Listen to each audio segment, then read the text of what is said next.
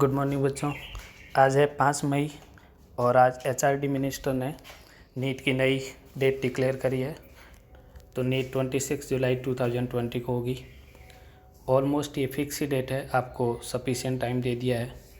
Sufficient क्या, बहुत ज़्यादा टाइम दे दिया है। आज से भी लगभग आपके पास 3 महीने मिल गए आपको और ये आपके प्रिपरेशन के लिए बहुत सफिशिएंट टाइम है।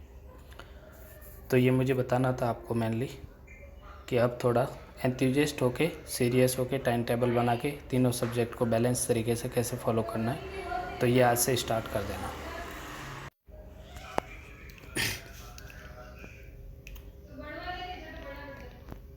तो बच्चों आज हम कंटिन्यू करेंगे इस चैप्टर का बर्थ कंट्रोल मेथड का सेकंड पार्ट हम डिस्कस कर रहे हैं। मतलब आपके वीडियोस का तो आज 4th पार्ट है, लेकिन बर्थ कंट्रोल में कल हमने बैरियर मेथड में कंडोम डिस्कस किया था। तो कंडोम के बाद आज हमारा है diaphragm, cervical caps and vault. ये 3 नई टर्म्स है। ये भी देखो वर्क वैसा ही करेंगे। इसका मेन काम भी फर्टिलाइजेशन को रोकना है, मतलब स्पर्म की ओवम से मीटिंग होना रोकना है। लेकिन इसके कुछ बेनिफिट्स है, ये कुछ प्लस पॉइंट्स है, उससे ज़्यादा फ़ायदे हैं, इसलिए हमने ये चीज़ें बनाई। देखो कहीं भी एक भी पर्पज़ के लिए बहुत सारी चीज़ें बनती है।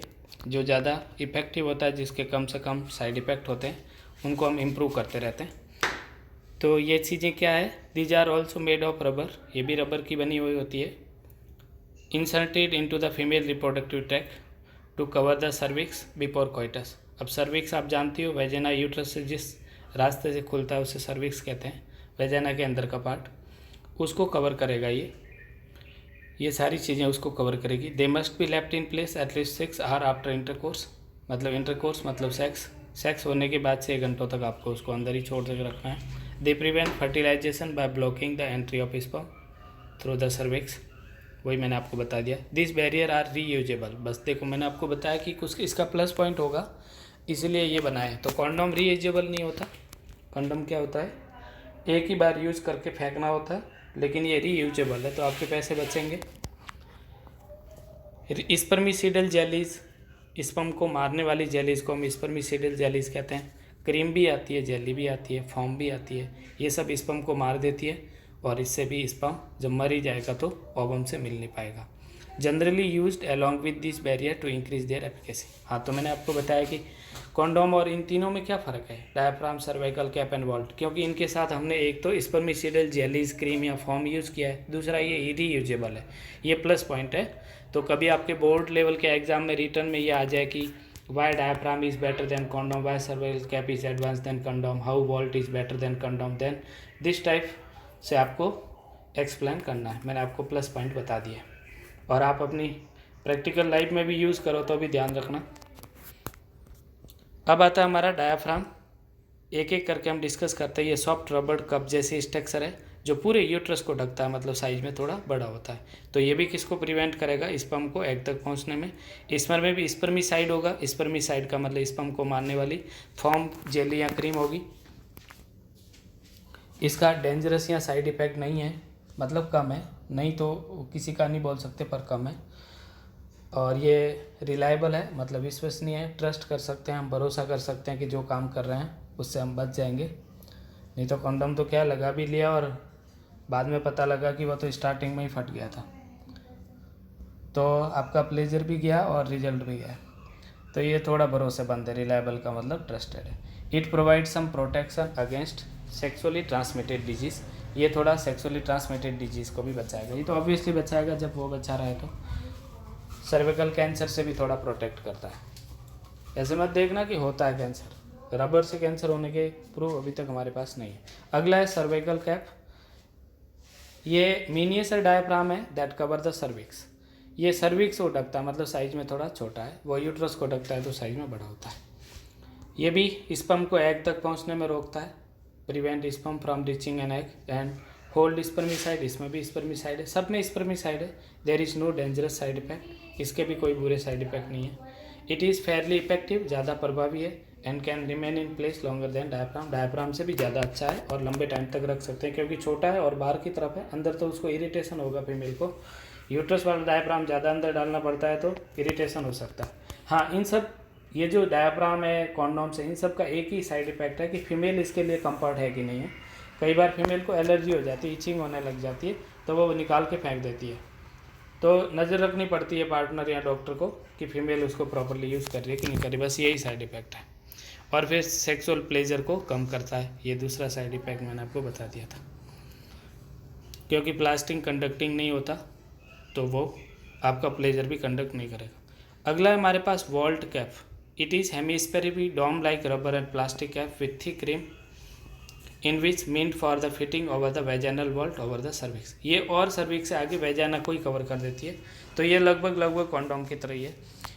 तो ये थे हमारे पास 3 मेथड्स, डायाफ्राम हो गया, सर्वाइकल कैप और वॉल्ट हो गया। ओके, तो ये आपको मैंने बहुत डिटेल से और बेस्ट तरीके से बताया। सबके डायग्राम देख लो। ये है मेल का कॉन्डोम, ऐसा दिखता है। फीमेल का कॉन्डोम, ये फीमेल का कॉन्डोम थोड़ा आपको दूसरी तरीके से दिख रहा है, मतलब फीमेल के भी कॉन्डोम आते हैं। बहुत सारे बच्चों को लग रहा होगा कि क्या फीमेल के भी कंडोम आते हैं, तो हाँ, फीमेल के भी कंडोम आते हैं। लेकिन फीमेल के कंडोम की रिस्क ये है कि अगर आपने लगाया तो सेक्स के बाद हो सकता है वहाँ मिले ना मिले, अंदर भी जा सकता है। बहुत केसेज ऐसे हॉस्पिटल में आते हैं जिसमें उसके रिप्रोडक्टिव ट्रैक के अंदर चला जाता है कंडोम, फिर बाद में डॉक्टर या नर्स उसको निकालते हैं, तो प्रॉब्लम हो जाएगी कि कर क्या रहे थे, हो क्या गया। अगला है हमारा डायाफ्राम। मैंने आपको बता दिया, ऐसा दिखता है कटोरी की तरह। ये सर्विकल कैप थोड़ा इलोंगेटेड है सर्विक्स के कारण, क्योंकि सर्विक्स कैनाल है इसलिए। फिर ये वॉल्ट और डायाफ्राम एक ही जैसा दिख रहा है, इसकी रिम थोड़ी स्ट्रॉन्ग होती है। तो बच्चों, ये मैंने आपको बताए सारे जो आप यूज़ कर रहे हो। फिर हम ये पढ़ेंगे नीचे, उनके भी डायग्राम आप देख लो पहले। ये डेल्फेन नाम की एक स्पर्मिसाइड क्रीम है। स्पर्म को मारने के लिए क्रीम वेजाइना के अंदर लगा दो, उसके बाद कॉपुलेशन या सेक्स करो तो स्पर्म मर जाएंगे। ये कॉपर टी है, इसको इंसर्ट करते हैं हम, इम्प्लांटेशन को रोकती है। स्पर्मिसीडल कंटेंट भी होता है इसमें, और ये फर्टिलाइजेशन भी रोकती है, मैं आगे डिस्कस करूँगा।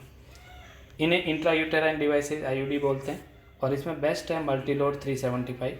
ये मल्टीलोड 375 थोड़ा ज़्यादा टाइम तक काम करता है और एडवांस है। फिर आता है ऑरल कॉन्ट्रासेप्टिव पिल्स, गोलियाँ खाओ डेली, ऑरली मतलब मुंह से, तो ये भी मैं आपको बताऊंगा। हार्मोनल इम्प्लांट कैप्सूल, ये इम्प्लांट भी होते हैं, कैप्सूल भी होते हैं, मतलब हम उसको स्किन के नीचे लगा देते हैं, और हार्मोन के इंजेक्शन भी आप ले सकते हो। तो ये सारे थे कॉन्ट्रासेप्टिव डिवाइसेस। ओके, फिर हम आते हैं आगे केमिकल मेथड्स। अब केमिकल मेथड का मतलब क्या हुआ, स्पर्मिसाइड्स जो स्पर्म को मार रहे हैं वो केमिकल। तो इसमें आती है फॉर्म टैबलेट आती है, क्रीम आती है, जेली आती है, और पेस्ट आते हैं। ये सारे स्पर्म को मारने में काम आते हैं। Inserted in vagina before intercourse to prevent sperm from entering to the uterus. Sperm को मार ही देंगे, तो ये वेजाइना में रख लेते हैं हम सेक्स से पहले। दीज कंटेन स्पर्मिसाइड मतलब किल द स्पर्मेटोजोआ, मतलब स्पर्म को मारने वाली, such as lactic acid, citric acid, boric acid, zinc sulphate, potassium permanganate, ये सारे होते हैं इसके अंदर कंटेंट होते हैं, और ये सब इनको स्पर्म को मारते हैं। तो कितनी सारी देखो तरीके हैं स्पर्म को मारने के, मतलब अनवांटेड प्रेगनेंसी रोकने के दुनिया भर के तरीके हैं। स्पंज, जिसे हम टूडे भी बोलते हैं, इज फॉर्म सुपोजिटरी और टैबलेट्स कंटेन नॉनऑक्सिनॉल एज स्पर्मिसाइड। ये भी है जिसको हम एनस में भी रख सकते हैं, वेजाइना में भी रख सकते हैं, और ये क्या करता है, स्पर्म को किल करती है। तो ये भी आपके नया टर्म है आपके लिए। डेल्फिन, ये भी एक क्रीम है जो अवेलेबल रहती है ऐसे ही। They can be used by anyone who is not allergic to this spermicides. हाँ, इसका एक ही साइड इफेक्ट है कि ये केमिकल है, तो किसी के इचिंग होने लग सकती, खुजली होने लग सकती है, तो थोड़ा एलर्जी कर सकती है ये सारे chemicals. These are relatively unreliable, तो ये कम भरोसेमंद है क्योंकि फीमेल इसके लिए वो नहीं होती, सपोर्टिव नहीं होती। तो बच्चों, ये था हमारा केमिकल वाला पार्ट। अब हमारे पास आते हैं नेक्स्ट इंट्रायूटेराइन डिवाइसेस, जिसे हम IUDs कहते हैं। बहुत क्वेश्चन आते हैं इससे, IUDs intrauterine devices. These devices are effective and popular methods. IUD are inserted by doctors or expert nurses in the uterus through vagina. Doctors और नर्सेस इसको वेजाइना के अंदर रखते हैं क्योंकि ये खुद नहीं रख सकते, तो इसका ये आपको ध्यान रखना है। मैंने फ़्लाइट मोड नहीं किया था तो थोड़ा बीच बीच में शायद आपको कुछ मैसेजेस दिख रहे होंगे, आज भूल गया। अच्छा, तो आईयूडीज़ का एक थोड़ा सा नेगेटिव इम्पैक्ट ये है कि फ़ीमेल खुद यूज़ नहीं कर सकती, वो बाकी वाली चीज़ें वो खुद यूज़ कर सकती थी, इसमें डॉक्टर या नर्स एक्सपर्ट डालेगा। These devices are presently available as non medicated IUDs, जिसमें लिप्स लूप है, और कॉपर रिलीजिंग आईयूडीज़ जो कॉपर रिलीज़ करती है, जिसमें कॉपर टी, कॉपर 7 और मल्टी लोड 375, 3 आईयूडीज है जो कॉपर कंटेनिंग है।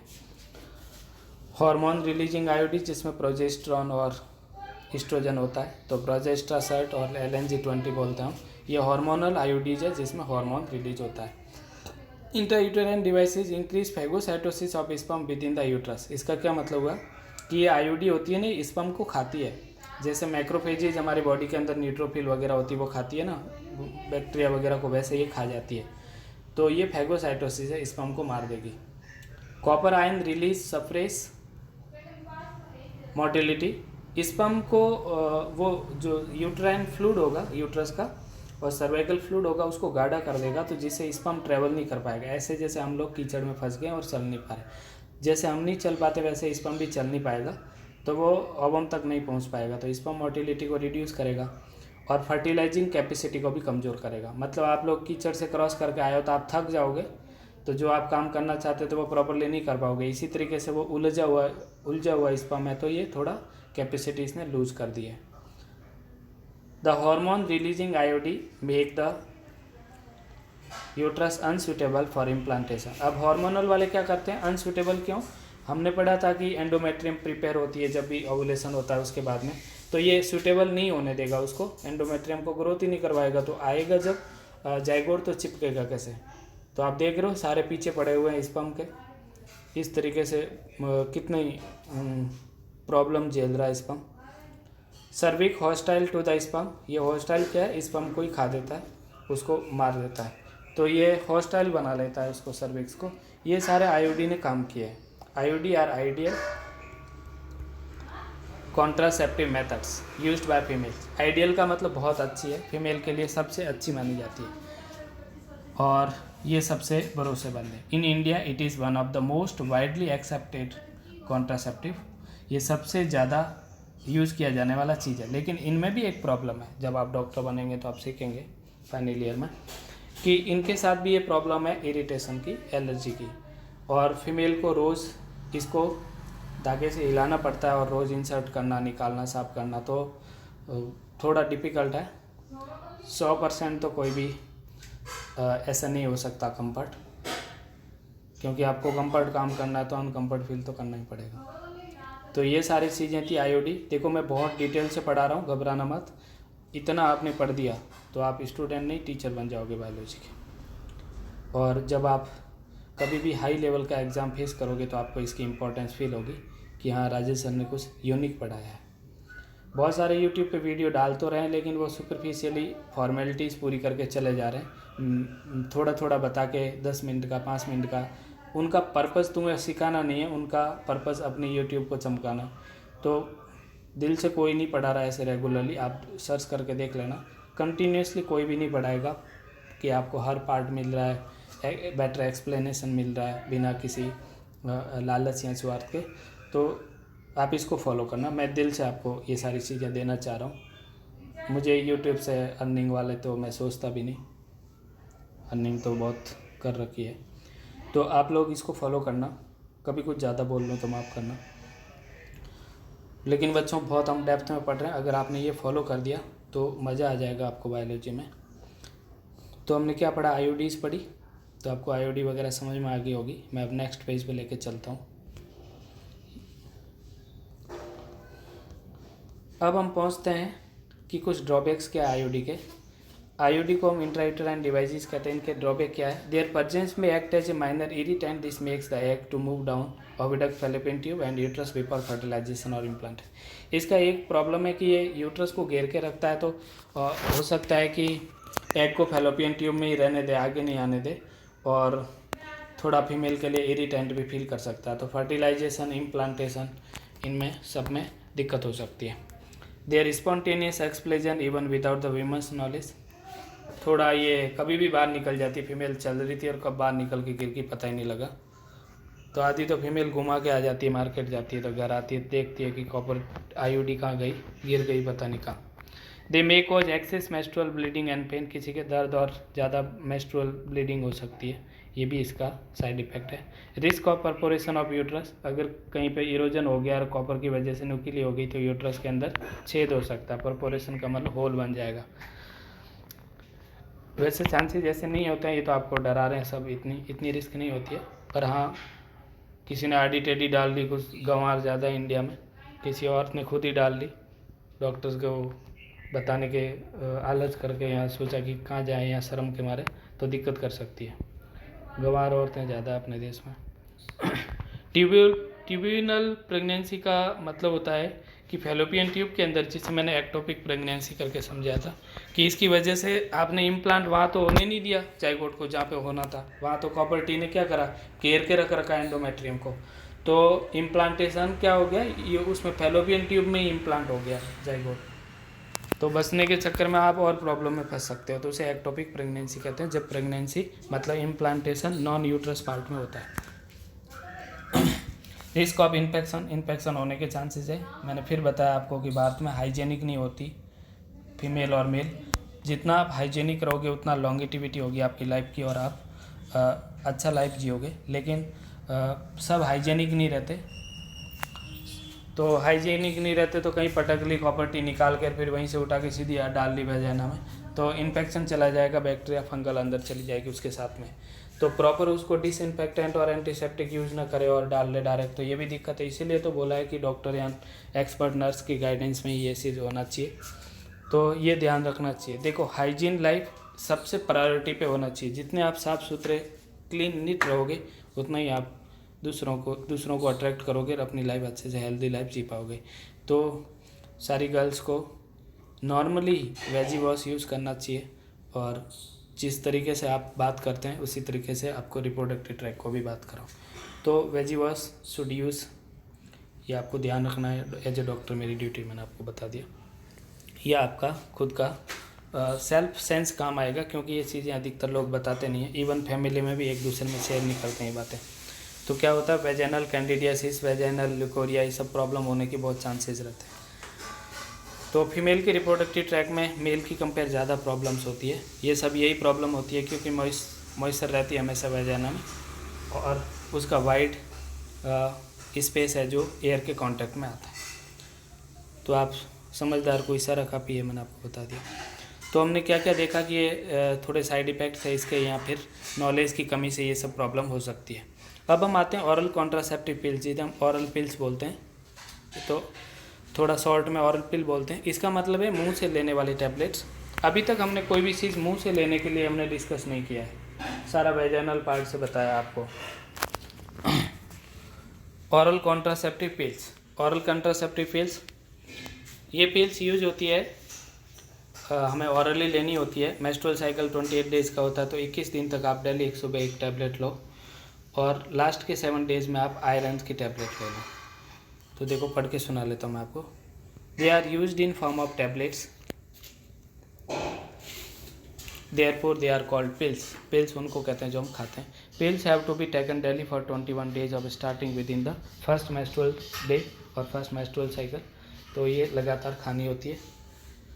After a gap of 7 days during which menstruation occurs, it has to be repeated, उसको फिर खानी होती है। दे इनिबिट ओवुलेशन एंड इम्प्लांटेशन, इसके 2 काम हैं, ये ओवुलेशन को भी रोकती है, इम्प्लांटेशन को भी रोकती है, तो ज़्यादा अच्छा है। Pills are very effective with least side effect, सबसे कम साइड इफ़ेक्ट के साथ सबसे ज़्यादा इफेक्टिव है। तो अगर आपको सारे कॉन्ट्रासेप्टिव में सबसे बेस्ट माने तो टेम्परेरी में, तो आप ऑरल कॉन्ट्रासेप्टिव पिल्स को सबसे टॉप नंबर दोगे। लेकिन यह है कि हाँ, आपको पूरा महीना ही गोलियां खानी है, तो ये थोड़ी आपके लिए दिक्कत है फीमेल के लिए। बाकी ये सबसे सेफ है। अच्छा, जब आप MBBS करोगे, डॉक्टर बनोगे, तो इसका एक और फ़ायदा और देखोगे कि ये सर्वाइकल यूटेराइन कैंसर वगैरह को भी रोकता है, सिस्ट को भी रोकता है। तो ये फ़ायदा और भी इसके मेडिकेटेड बेनिफिट्स है जो आप हायर क्लासेस के अंदर सीखोगे।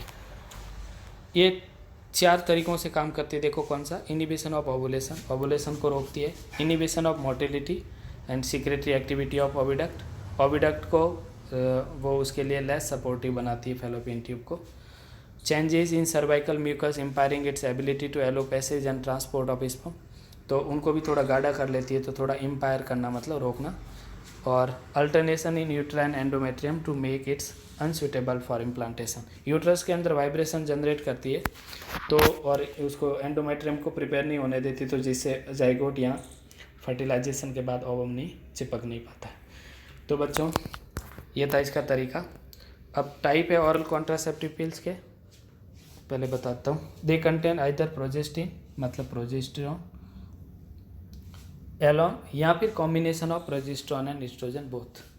भाई यहाँ तो सिर्फ प्रोजेस्टेरॉन होगा, यहाँ प्रोजेस्टेरॉन प्लस एस्ट्रोजन दोनों होगा। These oral contraceptive pills are of two type, mini pills and combined pills. नाम ध्यान रखना, जो ऑरल कॉन्ट्रासेप्टिव पिल्स है उसके अंदर यहाँ तो प्रोजेस्टेरॉन होगा सिर्फ, तो उसे हम मिनी पिल्स कहेंगे। यहाँ दोनों ही होंगे प्रोजेस्टेरॉन और एस्ट्रोजन, तो हम उसे कंबाइंड पिल कहेंगे। ओके, तो दो तरह की पिल्स हुई।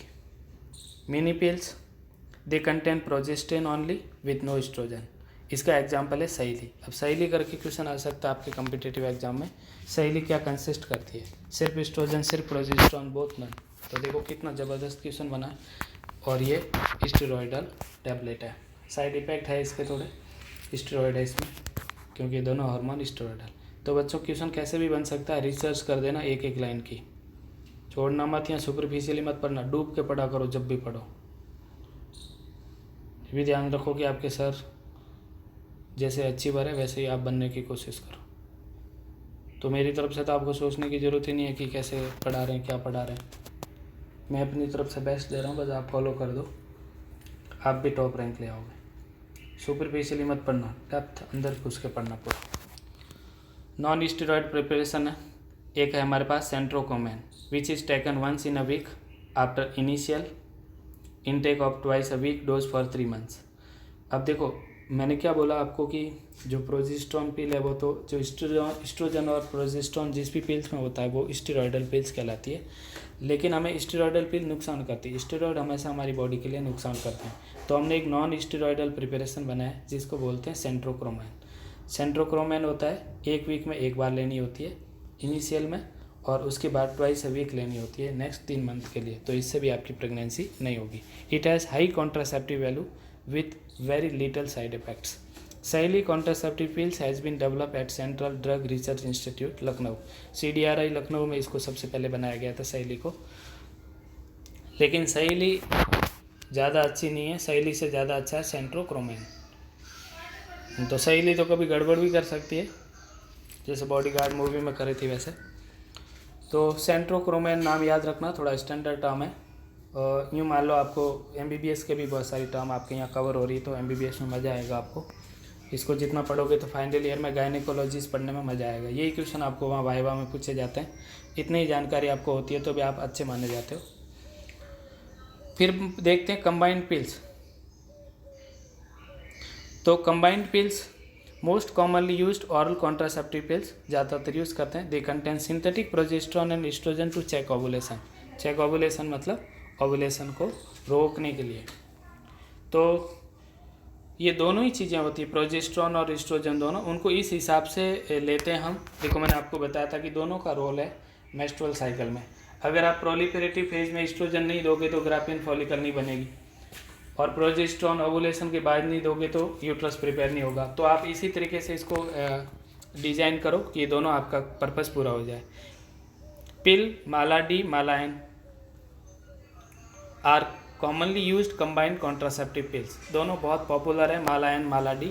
और ये क्वेश्चन हमारे नीट में बहुत बार आया हुआ है, माला डी माला एन क्या कंसिस्ट करती है, सिर्फ एस्ट्रोजन सिर्फ प्रोजेस्टेरॉन बोथ नन, तो बोथ। और ये कंबाइंड पिल्स है कि मिनी पिल है, तो कंबाइंड पिल है। ये एस्ट्रोजेनिक नॉन एस्ट्रोजेनिक है, तो ये ये आपको स्टेरॉयडल है कि नॉन स्टेरॉयडल, तो ये स्टेरॉयडल है, क्योंकि जब भी एस्ट्रोजन प्रोजेस्टेरॉन टेस्टोस्टेरोन ये हार्मोन होंगे तो स्टेरॉयड ही तो है, ये स्टेरॉयडल हार्मोन है, तो पिल्स भी स्टेरॉयडल है। They are taken daily without a break, इनको भी आपको रेगुलर लेना होता है। माला एन माला डी बहुत छोटी छोटी टैबलेट्स आती है, आपने देखी होगी मार्केट में, नहीं तो ख़रीद के देख लेना, प्रैक्टिकली चीज़ें भी देख लिया करो, बहुत सस्ती आती है। तो ये था हमारा combined pills.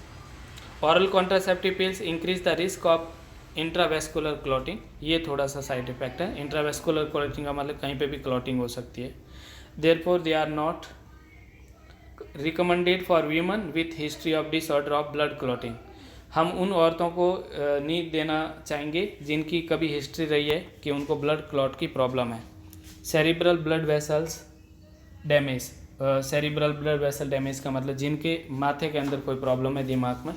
Hypertension, high BP वालों का, लीवर में प्रॉब्लम है उनको भी, हार्ट की डिजीज़ को भी, या कैंसर है ब्रेस्ट वगैरह में या रिप्रोडक्टिव ट्रैक में, उनको हम ये टैबलेट नहीं देंगे, ये पिल्स नहीं देंगे। तो ऐसा नहीं कि कोई भी फीमेल आई और आपने ऑरल कॉन्ट्रासेप्टिव लिख दिया, ऐसे नहीं। पहले उसकी हिस्ट्री पता करो कि वो फीमेल इन प्रॉब्लम में से सफ़र तो नहीं कर रही। अगर इनसे कर रही है तो आप उसको और मार दोगे। तो डॉक्टर बनते हैं ऐसे ही है कि आप पहले उस फीमेल की पूरी स्टडी करते हैं कि वो किसके लिए सूटेबल है, उसकी हिस्ट्री क्या है, ट्रीटमेंट हिस्ट्री क्या है, डिजीज़ हिस्ट्री क्या है, फैमिली हिस्ट्री क्या है, सारी चीज़ें हम देखते हैं। ये सब टर्म आप सीखोगे MBBS में। तो बच्चों ये हमें देखना होता है। ओके, तो सब क्यूटेनियस इम्प्लांट के बाद मैं आपको कल ही पढ़ाऊँगा, आज वीडियो थोड़ा लेंथी हो रहा है। ओके बच्चों, तो हमने इतना पढ़ा। आई होप कि आपको बहुत अच्छे से इसको समझ आया होगा और नोट्स बना लेना। मैं भले आगे चल रहा हूँ, तुम धीरे धीरे फॉलो करते रहो। जिस तरीके से आज डेट डिक्लेयर हुई है नीट की, इस हिसाब से लगता नहीं कि लॉकडाउन टाइम पे खुलेगा। तो अभी इसी तरह की पढ़ाई का एंजॉय करो, फिर हम मिलेंगे क्लासरूम में। बाय बच्चों, लाइक और शेयर ज़रूर करना जितना हो अपने दोस्तों में। स्पेशली रिप्रोडक्टिव हेल्थ वाला चैप्टर भेजते रहना आप, ये छोटा सा और इंटरेस्टिंग है और ये सारे एग्ज़ाम में आता है। तो इसको शेयर ज़रूर करना अपने अपने ग्रुप्स में, व्हाट्सएप में वगैरह में, ताकि ज़्यादा से ज़्यादा लोगों को बेनिफिट मिल सके। Thank you so much for watching it.